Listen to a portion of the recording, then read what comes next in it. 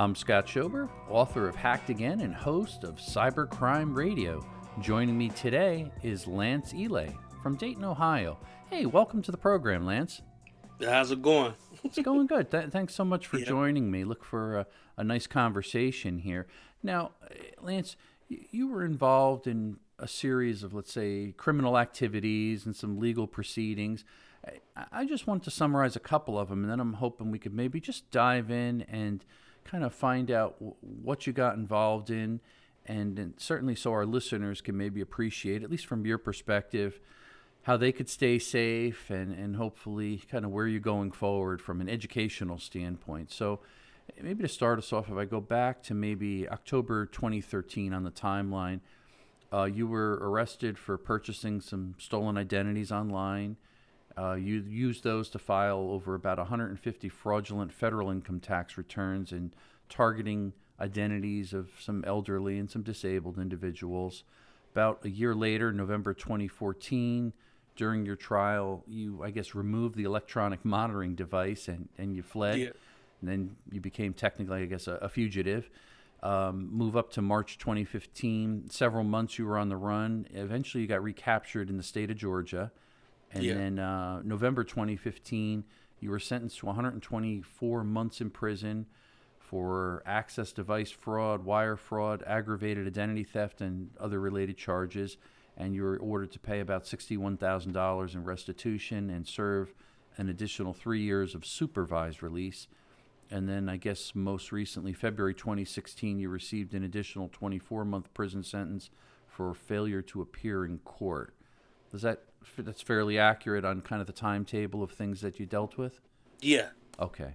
So lots of things. Let's break it down a little bit. Maybe to start with, I'm curious, what made maybe your identity theft and fraud schemes kind of sophisticated, and how did you acquire some of those stolen identities?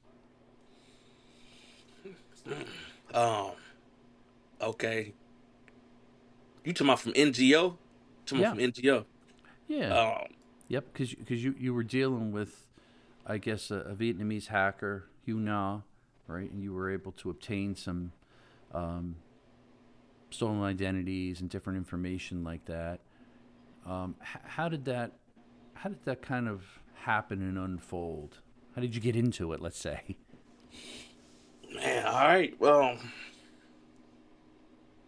I'm gonna tell you how I got into it because Yeah, please. You know, I'm from Dayton, Ohio, right? Mm-hmm. So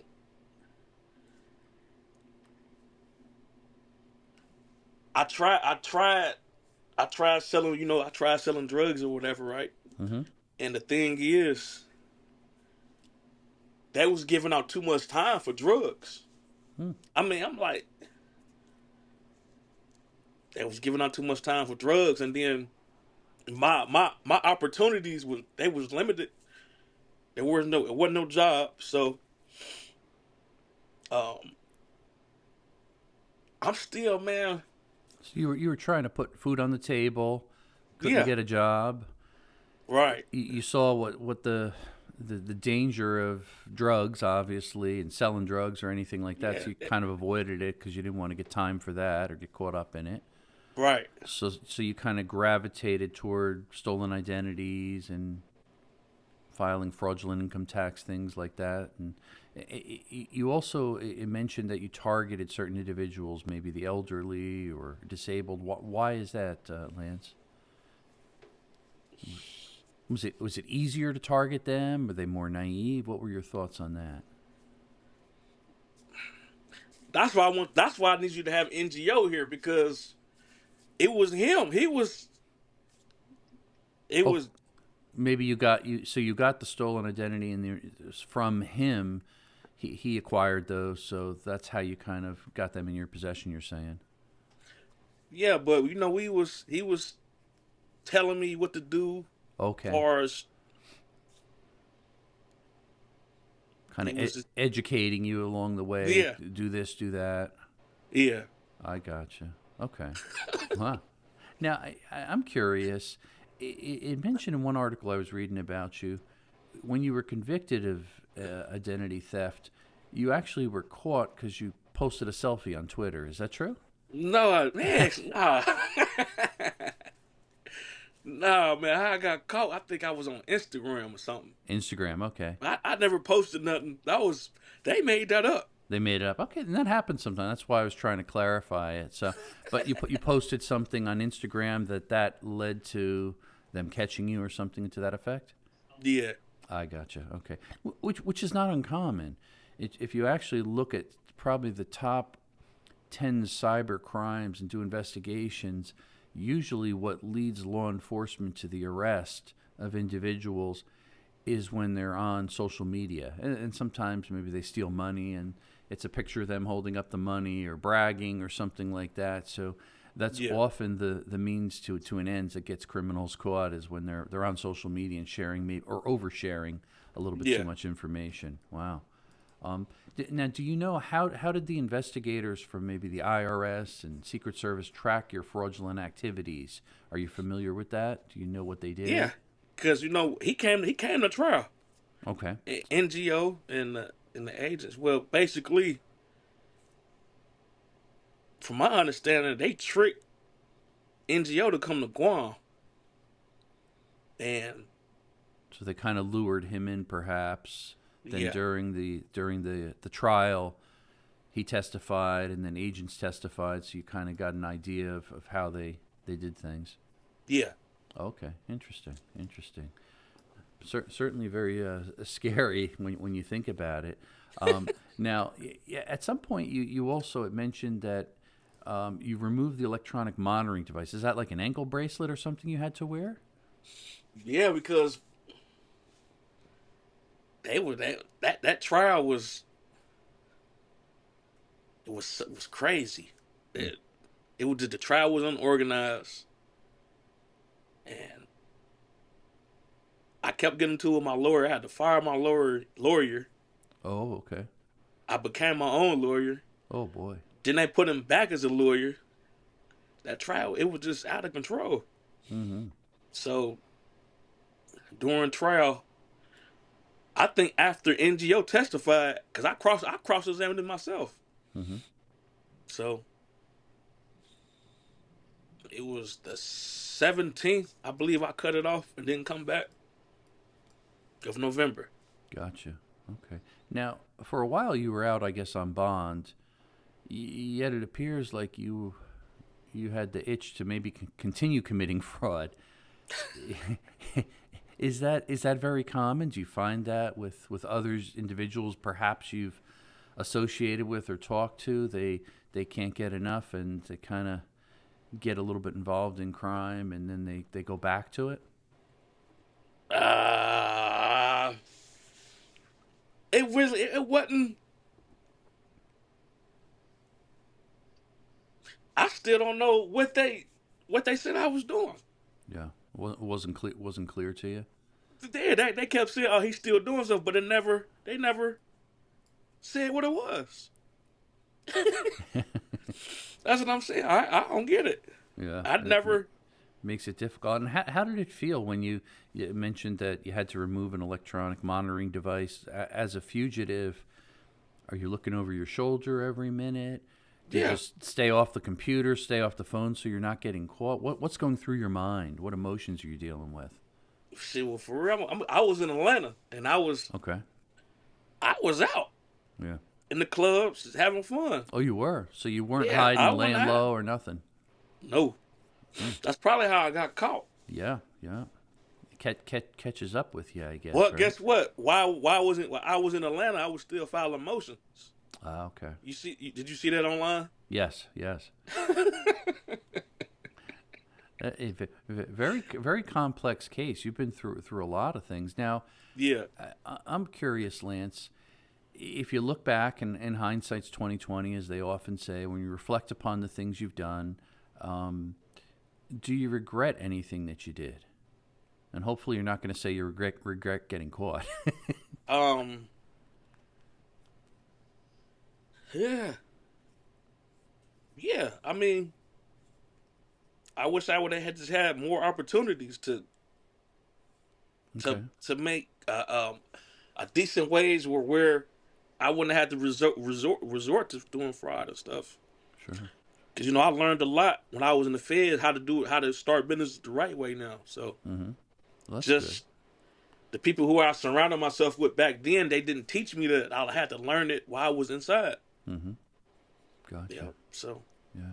And I could share from at least maybe my perspective.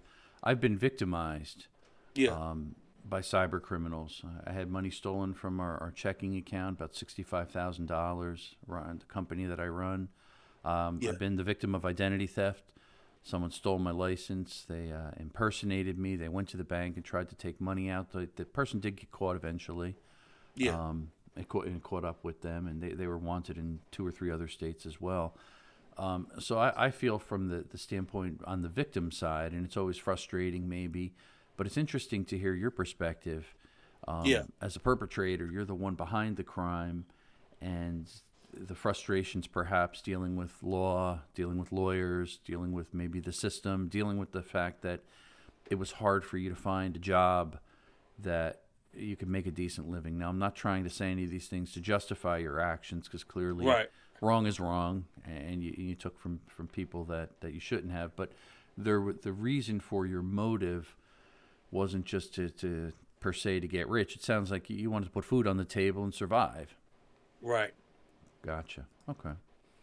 And anybody that's listening, I'm curious, what are your thoughts, Lance? What would you tell, say somebody young that is hearing this, maybe they think about cybercrime and they're frustrated. They're saying, geez, it's hard to get enough money to get schooling, or hard enough to get money to get a job, or maybe they can't get a job at all, and they're thinking, maybe I should be a cyber criminal. What advice would Lance Ealy tell a younger person, a cyber criminal wannabe? What would you tell them? Man, I would say lay low and do it to get away, or would you say don't do it, it's not worth it? Let me tell you, no. You don't have to, because you got so many tools available now. You got this AI keep coming out every other day. You can use that to find ways to make money. Okay. Heck yeah, job opportunities. Okay. Man, that AI has changed everything. So, you know, back then we didn't have none of these tools or opportunities. Yeah, there's more technology now, you're right. And it gives you more opportunity to find maybe a technical skill, but applying maybe some of the things that you learned that were fraudulent, but applying it toward a good thing. Yep. Yeah. That's good. That's good to hear. Great. Well, did you have anything in closing that you maybe wanted to share, Lance, to the listeners? Well,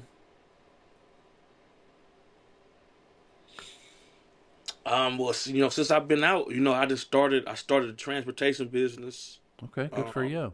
Congratulations. Yeah, I'm looking to scale. I'm getting into the car rental business. Mm-hmm. You know, I got clear direction now on what to do the legal way. Okay, good. And I'm gonna keep studying on this AI, because this is really helpful. Yeah, definitely. Yeah. Definitely. So good.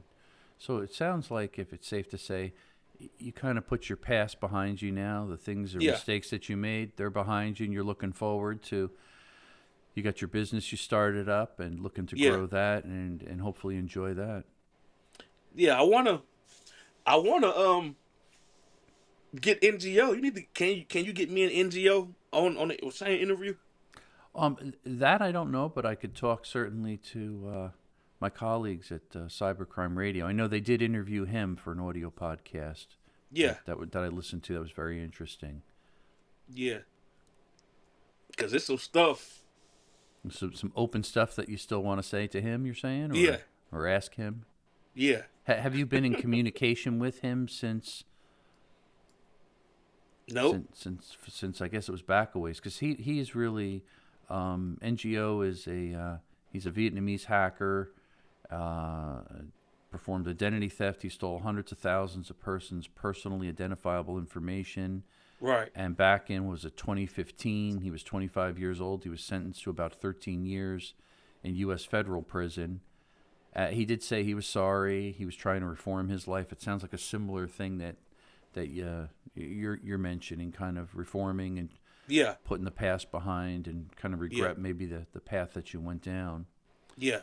Yeah. And if it's any consolation, I think it's interesting. If you look back in history, there are many, I kind of call them somewhat famous cyber criminals, hackers, and you think of Kevin Mitnick. He was one of the most famous hackers in history. Mitnick was convicted of multiple computer and wire fraud charges.